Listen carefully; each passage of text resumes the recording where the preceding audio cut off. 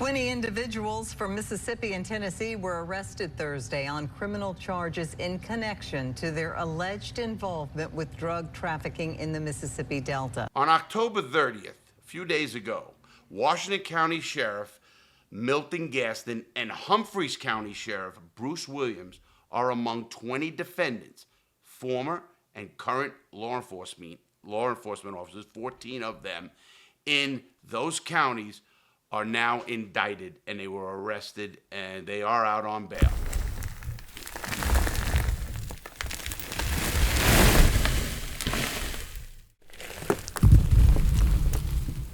Here's the allegation. They took cash to escort 25 kilos of cocaine and drug proceeds, the money, for undercover FBI agents posing as cartel members. This is what these 20 people are indicted for. With bribes, we are not talking about a little bribe here, guys. We're talking between $1,500 and $37,000. And they were given that to these sheriffs and these people to make sure they have safe passage through their counties with the drugs. They knew what was in the car. And here's the hypocrisy. Then they go out and arrest somebody. You know, this is what's got me so upset about this one. We know law enforcement can be corrupt. They're human beings. And there's good people and bad people in all groups. I don't care who you are and what you do. If you work for FedEx and you work for the post office, there's good people in there and there's bad people in there. And that goes for everybody. But this is law enforcement. These are the people we're supposed to trust. And here's what happened.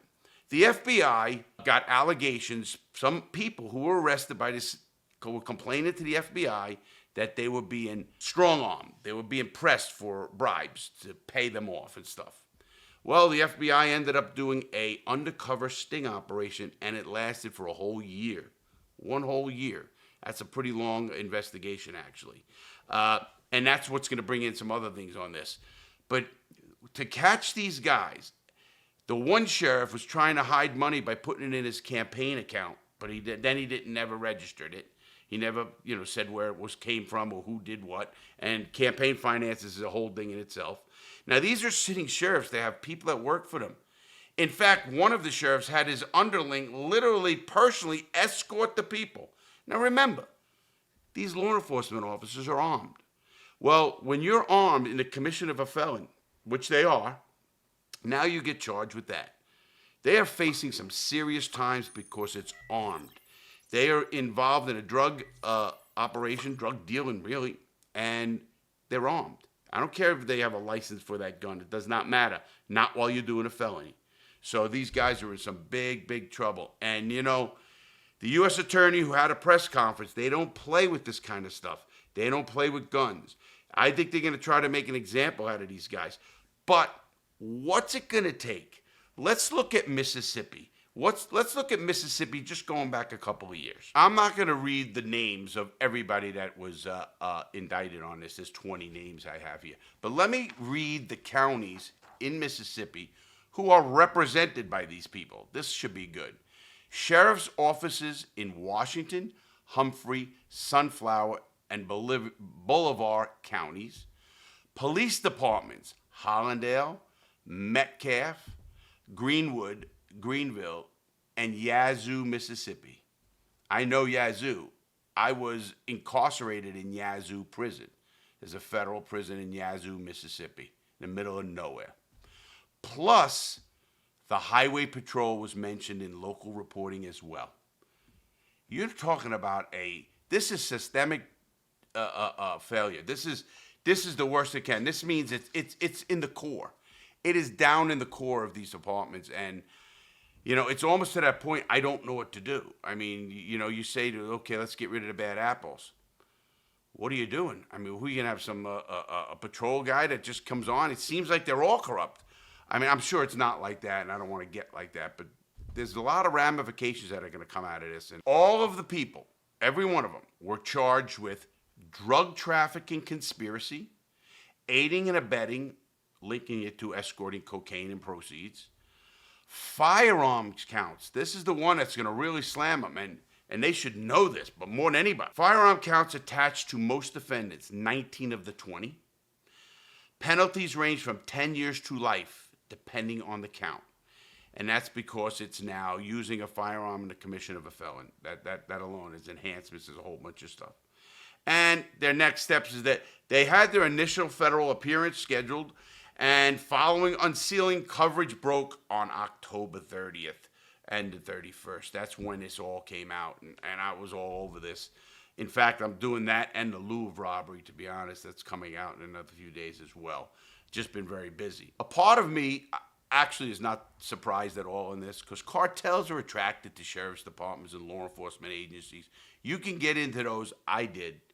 When you get into those, you end up owning the people, and it, for one reason or the other. And even if you don't think it's bad, it's wrong. They know it's wrong. They have, listen, once they're found, there's no trust in the community. And this is, I can't even imagine a person in these communities looking at law enforcement in any other way than they're corrupt. I mean, you want to talk about, I thought Florida was bad. I think Mississippi's even worse. Here's what I'm watching, and I'm going to watch it closely. Who's the first to come out for a plea deal?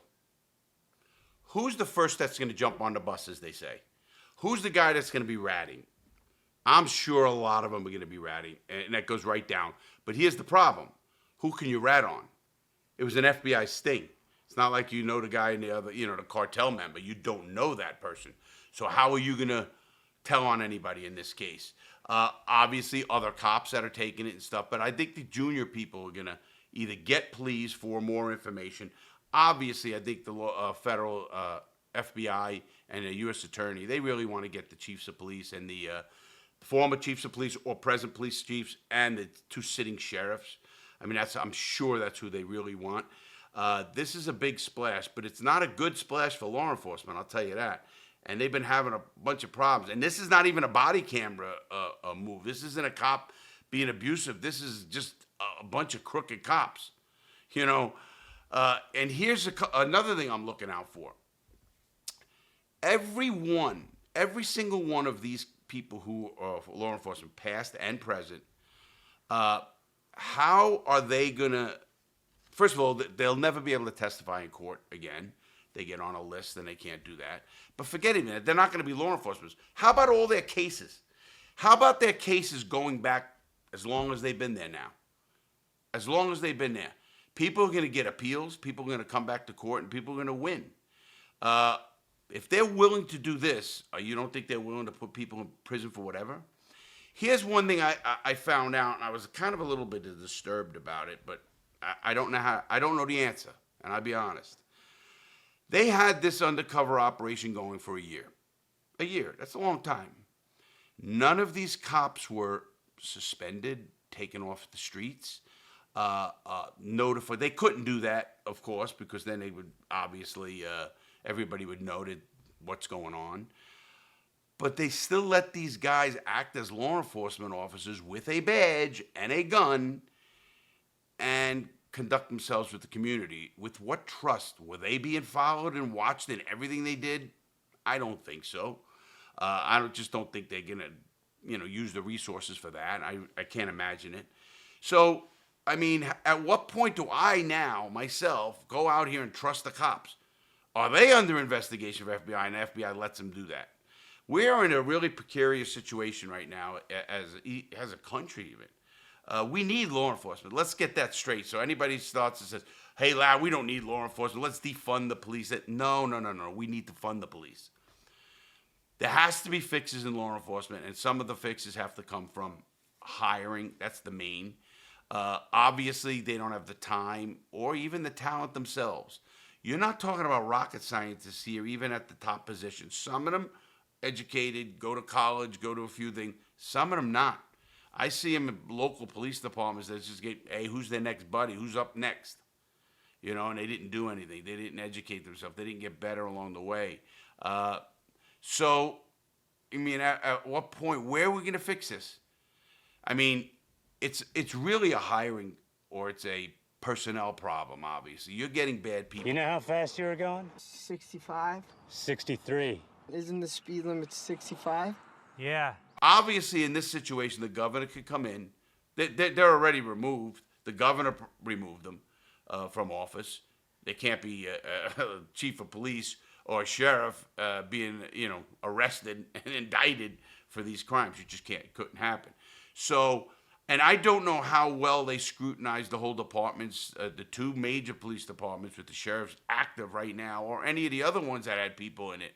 How do you go about bringing people in these little departments? I'm sure they're not big departments. And when they're out there, how do you trust the next guy? And at what qualifications? Who's coming in here? Is there a Department of Justice special team? And even if there is, do I like that? Do I like the government doing that? This system is supposed to be set up for, and the sheriff's system is supposed to be set up so we vote for them. You vote for the sheriff. My problem with voting for sheriffs is that they can get very, very powerful politically, be a shitty sheriff, and you can't get rid of him. But if he's a police chief, they are hired by the city council or the mayor himself, if it's a strong city mayor, they call it. So that person now is hired by. So now you have 5 people on a council that you as a citizen can go to and say, hey, listen, this cop's a jerk, so this guy's no good. What are we doing? At least have a spot. You get a couple of those guys up at the podiums. Let's do an investigation on that. Our chief, he loses his job because he's actually hired by the city manager, if they have a city manager. And that city manager answers to the 5 county commissioners, or 7 in some ways. But he has to answer to them. So if they're on there telling me what's going on and he don't get rid of that guy, he's gone too. And I watched it happen right here where I live. So there's no doubt in my mind that the people have to do something. I mean, I know I always advocated for civilian police review boards. This way we could see stuff like this. This is a whole integrity issue, but how do they get to that height in law enforcement with nobody knowing they're corrupt? You don't just get up one day and say, I'm gonna take $20,000 bribe for the cartel. That's had to be going on forever. So any arrest these departments made, to me, is suspect. Believe me, I'm in the law, and these appeals will be flying quicker than you could even imagine. And there is ways to get back in court on something like this. A few questions I know I'm going to get, and I'll answer them right now. How big were the bribes? Reports said between $1,500 to up to $37,000. That's a pretty big bribe. That's not a little bribe. That's a pretty big bribe. You must have been really thinking you're really pushing something. And the report said that they knew what they were guarding or escorting. They knew it. Now, that's pretty scary, but that's the amounts. The next question I'm going to get is, what were they escorting? That's what really this is, escorting something. Giving passage, stopping traffic, making sure they don't get stopped. They were, the main thing was 25 kilos, which is 1 kilo is 2.2 pounds.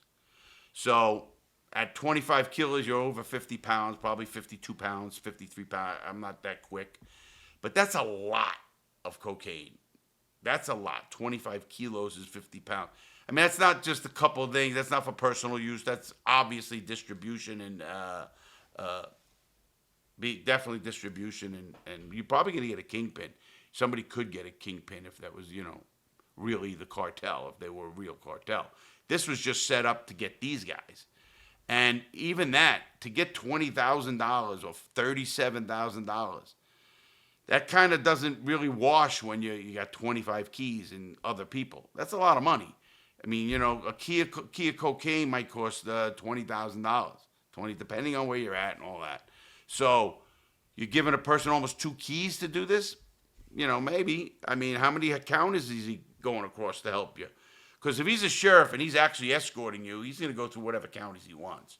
And he's going to get away with it, obviously, if he got stopped. But the cops aren't stopping him either. I mean, I don't know how much these cops also went into the police system itself. The data where they can look up people's record and stuff like that. Did they look at... Apparently, they didn't do enough research on these guys to know they weren't really a cartel member. I mean, you could really dive deep and find out about somebody, especially being law enforcement yourself. I mean, the guy could leave a fingerprint if you haven't met him a few times. It's a year investigation. So apparently they either trusted the guy or they're just not that swift, So that's another one. And finally, the next question is going to be, were these real cartel members at all? No, not one of them. Not one of them. I got to give the FBI a lot of credit how they set this one up. They hear about bribes that they're getting forced, people get complaining. Hey, you know, I get arrested for this, they want a bribe or whatever, they get arrested. It comes back to the FBI, and they set this whole thing up. And to actually get two sitting sheriffs to actually give them money, literally give them money, and you get free passage. Now, I tend to believe that sometimes the FBI gets a little bit rambunctious. And what I mean by that is this as big as I think it could be or should be? You know, listen, it could be one run, 25,000, couple of runs. It says a couple with money as well. I'm sure they got a lot of recordings. They got a lot of evidence to do this. They're bringing this, you know, the U.S. attorney. In fact, the second in charge of the Department of Justice, U.S. attorneys, that's right under Pam Bondi, came to the press conference to announce this. Think of that. That is why. In conclusion with this case, how does Mississippi have all of this happen and still having problems with the leadership? You know, bad cops and bad apples happen. That's going to happen, like I said. But I think it's very, very odd that you have these two main sheriffs involved in this at this level and not anybody checking this guy out good enough that he's good.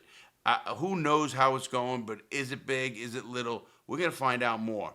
I hate to say this, I'm getting jaded. You know, I used to have faith in law enforcement a lot more. I really did. People say, what do you mean? You always hated cops. I never hated cops. Never. I respect a good cop, and I hope he respects me. Listen, a cop is doing his job. I was doing my job, and I get that. In fact, the man who caught me, Matt Mullen from the FBI, never did I have a bad word or anything to say about the guy. Guy did good police work. He was straight up. Tried to make me talk and then laughed when he knew he couldn't. So I don't look at it like that. I don't look at the police themselves and say they're all bad, because they're not, guys. They're people. They're making a living. They want to put their kids through school. They want to work hard. They do want to help. They come in with a great attitude. Where it all goes wrong, I don't know. And I am really getting jaded because it's happening more and more and more. And what do some states do, and what do some other agencies do? They try to push for a law to push people back so they can't film them. Why? I get it. You don't want to be interrupted during a traffic stop, and you shouldn't be interrupted. You should do your job. But at what point is far enough or no that you have to be yelling at people? Get back, all that kind of stuff. Listen, we need to be doing more of policing the police. And you cannot like them or like them. I love the auditors. I think the auditors are a necessary part of our society today. I really do. Some of them are very good. Some of them are pushing it to the edge. But you know what? That's okay. That is okay, because that's the ones who are going to show you what happens when they're under stress. You know, I respect them a lot. I'm going to do some more videos on them because I do respect them. And I hope they keep doing what they're doing. Cops, I don't know what you say at your next convention or what's going on. This is not a little thing. Does Mississippi have a state association of law enforcement? Well, if it does, they need an uprising, or something needs an uprising. Who knows? You can stay tuned. I'm going to be doing more of those. The Louvre robbery. I was in the middle of that. Had to jump out here. A lot going on with the Louvre robbery. That's coming in the next video. Thanks, guys. Stay safe. Be good. Have a great day.